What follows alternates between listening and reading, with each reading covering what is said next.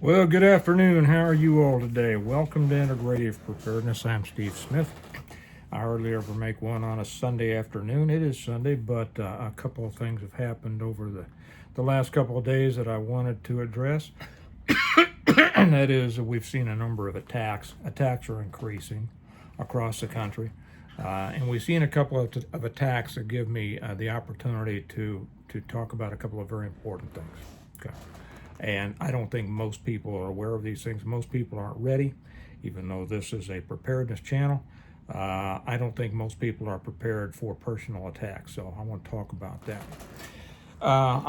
We have three attacks that I'll talk about. Well, first off, we had a deputy sheriff killed up here yesterday, up in the next county up, Wyandotte County.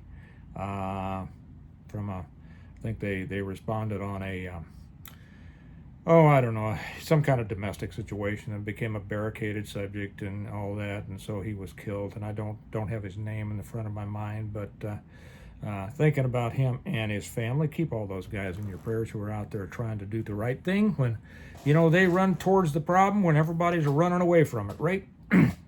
But yesterday we had this situation up, the knife guy up at the Walmart in Michigan, and you are familiar with that, I'm sure. If you're not, look it up. Wounded 11 people in a Walmart. And then we had the one or two or three, actually three white people, older white people, attacked and stomped on the ground stomped by a gang of black people in downtown Cincinnati. When they were going to a music festival of some kind. Okay, why do I mention that? Why do I mention the race of those people? Well, the news would if it was the other way around, right? So I'm just doing my job as a journalist, and people need to realize this, okay? And I put that video up on the Patreon channel. You can view it there, or it's all over the place. You'll be able to see it. Just go to X or any place else and view attack in Cincinnati. What those people, it started off with several young black people going after this one older white guy, and finally taking him to the ground and then starting to stomp him. And then, of course, more people came in and started kicking him and stomping him and stuff like that. In the background, I saw another white guy on the ground. They haven't talked about that. Maybe they have by now, by the time you see this. Another white guy on the ground over there, apparently getting the same treatment. And then this guy tried to get back up, and then he got knocked down again. When he was down getting stomped again, a white woman came in and tried to help him and get him up. And several turned on her and punched her out and knocked her to the ground. She was out cold for a while. It was just animalistic behavior, just animalistic. And we see more of that. We're seeing more of that in our world. And I did look up the news about this, and of course, the city leaders are saying we don't know why this happened, and they're calling it unacceptable. I'll get back to how we deal with unacceptable behavior in a minute. And then when I was getting ready to do this one, I happened to see that Joe Fox over on Viking Preparedness had put up one about an attack that happened down in Arkansas at a state park. These people had moved from out of state to a small town. I don't remember its name. It's a little southwest of Fayetteville. And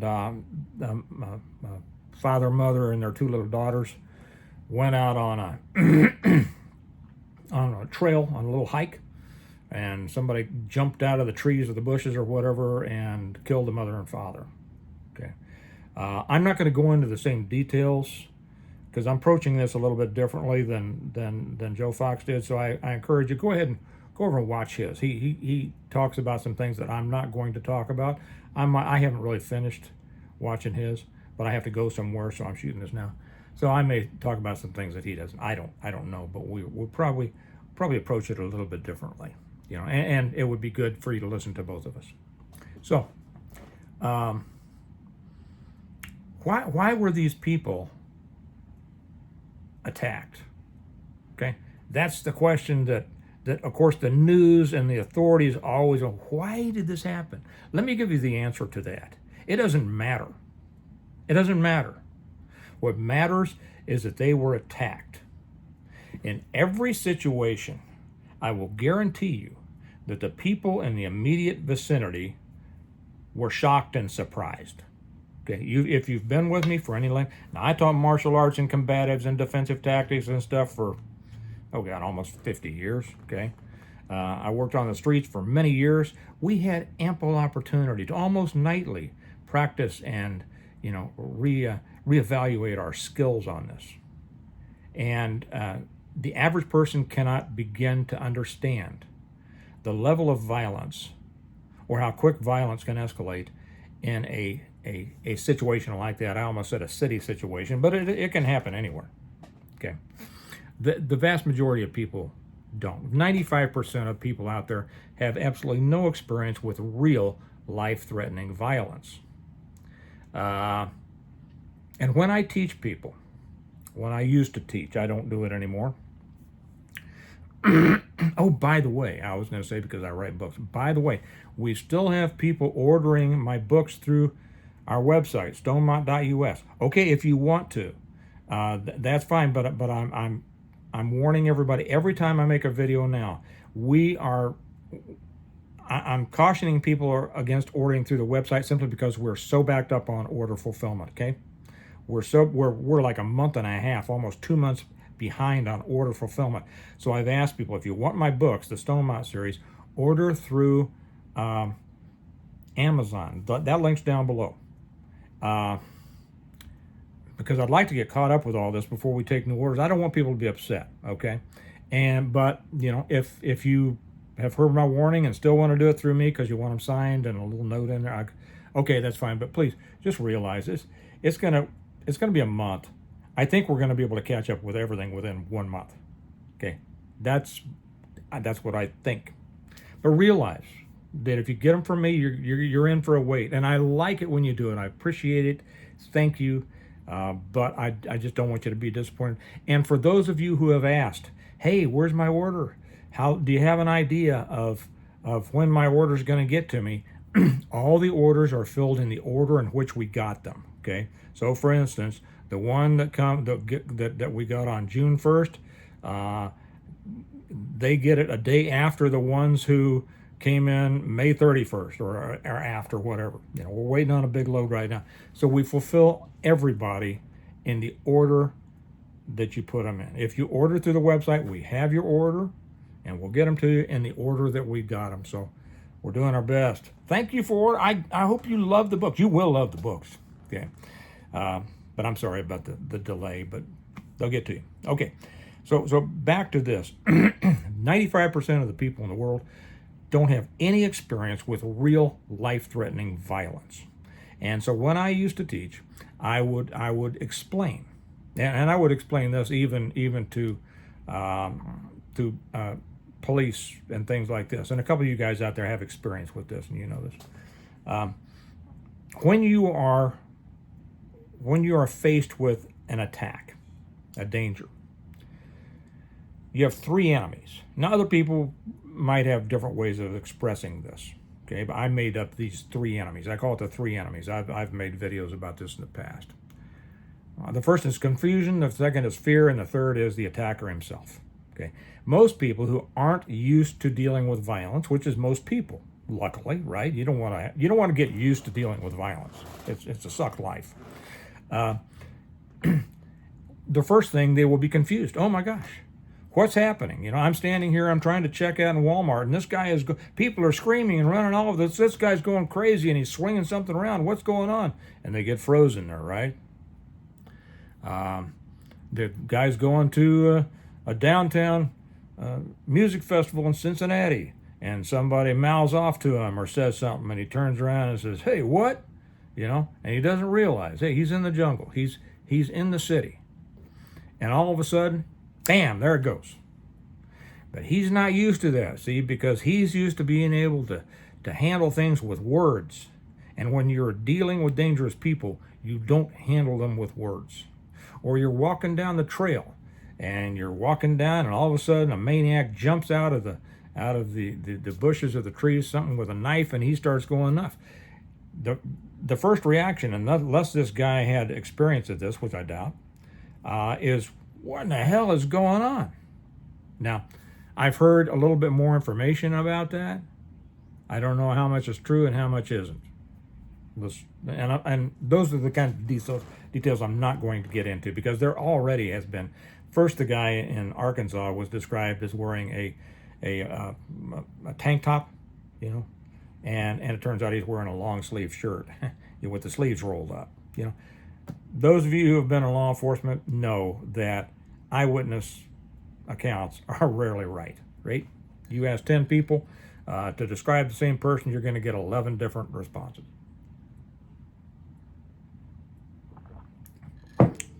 So that's the first reaction of most people is confusion. Oh my gosh. And then the next is, oh my gosh, I don't know what to do. How can I get out of here, right?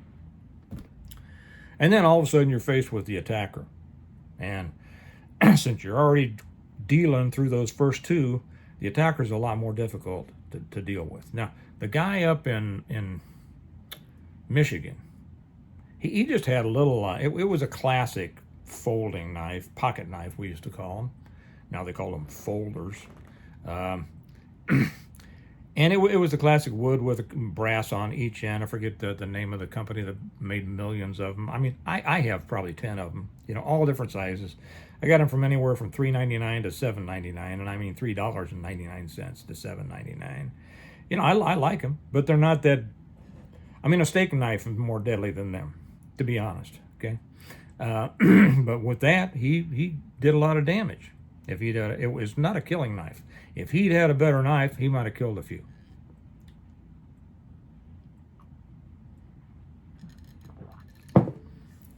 If somebody in that crowd, if the people in that crowd had recognized the situation more quickly, had been able to take themselves out of their normal mind fog that most people walk around in all day, and recognize this sucker has a knife and he's coming at people. What am I going to do? Okay. And I don't mean like, oh, what am I going to do? I mean, what am I going to do about this? Okay. Because your brain's engaged, because you have thought about this. Maybe you've trained in it. And for those of you, let me put it this way, since we have two knife situations here. Every martial arts school in the world teaches knife defense, and it's all BS. Okay, none of them, well, a few of them. Most 99.9% of those people teaching knife defense never been in a knife fight. Okay, we used to train knife fighting when I was in junior high. We'd have our nail files and we'd sharpen them. We'd go to the boys' bathroom between classes and we'd go at each other. You learn a lot like that. But these, no. Very rarely, but everybody loves. I was over at the gun range the other day with my oldest son, and we were watching on the TV some knife fighting classes, right? And I had him look at it. I said, that's the biggest bunch of BS I've ever seen. It does not happen that way. It doesn't happen that way. I had a guy come out with a screwdriver when I was still in uniform, and I tell you, it's a messy situation. And when I had my people train, and I've written about this in one of my books, I forget which one.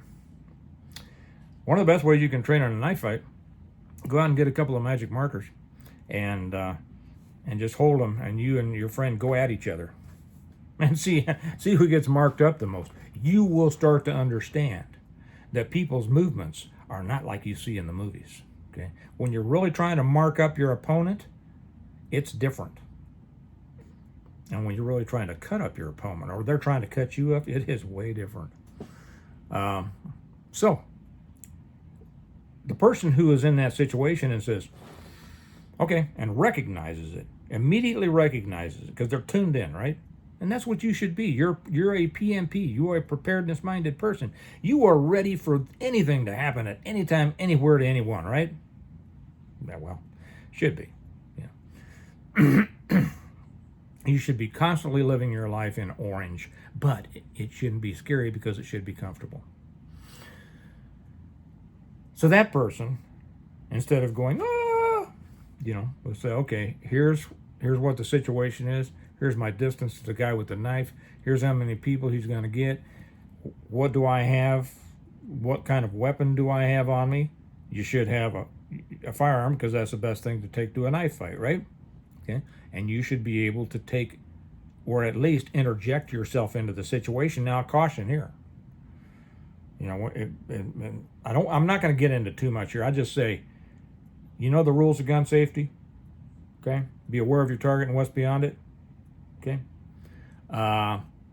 these kinds of situations are dynamic. They happen fast. They happen a lot. They change a lot. It is all the time. It's like watching shit in a blender. Excuse the language. It's like watching it in a blender. And the idea that you're going to get off a good shot, I don't know. You're going to have to get really close to be sure. But without that, if you don't carry, well, what are you going to use? You know, your bagels that you got, you know, I don't know, something. Let's take the second thing, the one in Cincinnati, the stomping. When a crowd like that gets going, there's no controlling it, and you don't know what's going to happen. You've got 200 people milling around, 10 of them stomping some guy on the street, a few more stomping another guy over in the background, okay, and then this and everybody with their phones taking pictures of it, right? And then this woman kind of tries to wade in there and just try, and you know, I'm sure she's saying, I didn't hear her, but just from experience, I'm sure she's saying, get off of him, get off of him. You know, that is not the time to be yelling. I mean, if she's there with him, she should have had something hard to be wailing on the back of their heads. You see, that guy on the ground was in a life-threatening situation. You get knocked on the ground, and I've said this many times, I said more people are killed by accident than on purpose. By falling down, being knocked down, hit their head on a car bumper, a curb, whatever, you know, the foot rail on a bar, and all of a sudden, bam! It ain't that hard to die. And if he's on the ground, his life is in jeopardy. So that's the time to be going, not to be going, stop it, get off of him. Well, one girl grabbed her, pulled her back, somebody cold cocked her, knocked her out. She was out on the street, hit her head on the ground too, bleeding from the mouth. You see, you have to understand the seriousness of these things, and you have to understand it immediately. You can't go through this BS of, oh, this can't be happening. This can't be happening to me. It can't be happening to me right now. I was just here for a music festival, or I was just here trying to buy some socks at Walmart, or hey, I was just trying to take a walk with my family on the trail. Now, the guy on the trail, that's a little bit different. I don't know what the situation was. I don't know distances. I don't know anything, okay? Joe says a couple of things. He addresses a little bit of that, like how close they were. Some of you are familiar with the 21-foot rule. And the 21-foot rule has to do, and I don't care about that, and because I used to have guys tell me that, I can get to you before you can get your gun out and shoot me. I can get to you with my knife. Well, that's if you stay standing where you are. Okay. So I used to love to deal with those people and go, okay, go ahead. And then I would do something, I would show them. Guess what? It's not that easy. But here's the thing. If you are out there with your family in the woods, and I don't know how close the guy was. I don't know if he was down the path or whatever like that. You need to be able to address that attack. You need to be able to stay alive long enough in order to bring that attack to a conclusion in your favor. Okay, so if somebody's hinky, and I'll finish up on this 21-foot rule, and that is the 21 feet. If a guy in 21 feet, a guy can come at you with a knife before you can draw your weapon and present it. I love all these tactical terms they love using nowadays.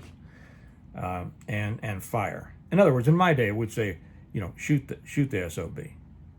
That was a lot simpler.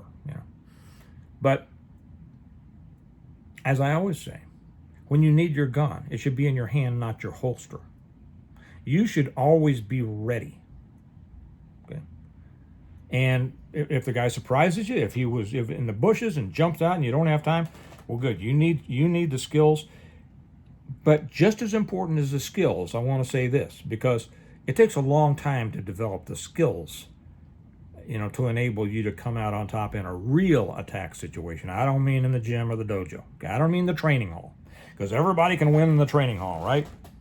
There's an old say, well, I won't go that. But all these things that everybody practice on, they don't happen like that in the real world. You can practice the rest of your life on the things that they will show you in training, and you're probably never going to be attacked like that.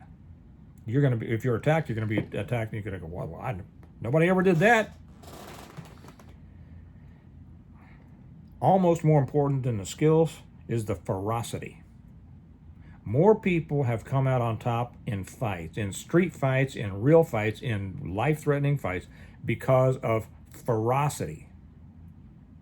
Some tricky-dicky, dippy-doo knife fighting thing. Just the way it is. But you need to be able to stay alive long enough to be able to shoot that SOB repeatedly. Now, I heard that, and I don't remember, I think I read this, because more information always comes out on this stuff, and I don't remember if I heard this on Joe's video or if I read it in an article. But I heard that the guy jumped out, the mother took the kids, took them back to the car, and then came back to help her husband, and then she got killed. I have no idea how far the car was from the initial attack. So I don't know how long it might have taken for her to come back, right? I don't know. Who knows? It could have taken 2 minutes. And maybe that guy was fighting that guy for 1 minute and 55 seconds before he finally succumbed. And maybe if she hadn't run back to the car, they might have been able to get out of that situation if they'd fought together. I know my wife, and there's no way in the world she would have left. No way in the world. And you can say, well, yeah, but she's taking care of her kids. Yeah, I know. Maybe your wife would do something different. Mine wouldn't. Kelly would stay and fight. She'd tear the guy open with her teeth. Ferocity. So let me just conclude this by saying that this world, I'm just off my feelings. Let's just talk about feelings, shall we? I think we're seeing a lot more attacks because we're seeing a lot more crazy people. We are. There's more crazy people in this world because there are more people in this world, and there has always been a percentage of people that are crazy. So, if we have 350 million people in this world, there's going to be more crazy people than when there were 200 million. But then also we have a lot of more whacked out people on drugs, whether they're drug dependent to keep their sanity or whether they're just out there getting high all the time, whatever. It is a dangerous world. And it's nobody's responsibility to take care of you, to keep you safe, to keep you secure. It's your responsibility. That's what we talk about in preparedness. It's your responsibility. It's your responsibility to understand and to accept that the world is an increasingly dangerous place. And it's your responsibility to know how to handle that if you're a man. You are responsible for dealing with that if you're a man. And if you're a woman, you're also responsible for dealing with that. Okay? Simple as that. So, my advice, no tricky little how to defeat the knife attack moves. Understand, the world is a dangerous place and becoming increasingly dangerous. Anything, I've said this so many times before, but these just encapsulate it. Anything can happen to anyone at any time, anywhere. And if you don't realize that, you are not even on step 1 of preparedness. Okay? Okay. I know I'm going to get a couple of people with great comments. I know particularly Mike Morton. Looking forward to your response. For those of you who aren't with us on Patreon, Mike's a friend of mine. He's a retired cop from the United States. He lives in Colombia now. He trains all the special police and military units down in South America, and he teaches all this stuff. And he always enjoys it when I talk about this stuff. He's also a Bashida Khan black belt. So Mike, I'll look forward to reading yours. And if you're not with us on Patreon, you ought to be. Why aren't you? It's $1 a month. The link is down below. There's so much more over there than I put on YouTube. And if you're really, interested in preparedness, you should be there too. All right? Take responsibility for yourself. You are responsible for your safety and everyone who depends on you. And that means you live your life understanding that it's not a safe world. It is no safer than you are prepared to make it.